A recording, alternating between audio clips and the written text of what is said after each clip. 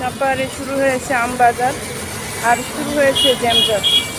কঠিন দিন আসতে চলেছে গাইস। আপনারা যারা সাপাহার আসতে চান, ট্যুরে আসতে চান, তাদেরকে বলতেছি এই হচ্ছে কি যে চলাকালীন কেউ সাপাহার ট্যুর দিবেন না দয়া করে। আর যাদের অসংখ্য ধৈর্য শক্তি আছে তারাই শুধু ট্যুর দিবেন। তাছাড়া যাদের ধৈর্য কম আমার মতো, তারা কিন্তু আত্মহত্যা করার চেষ্টা করবেন এই সাপাহারে আসি। কারণ এখন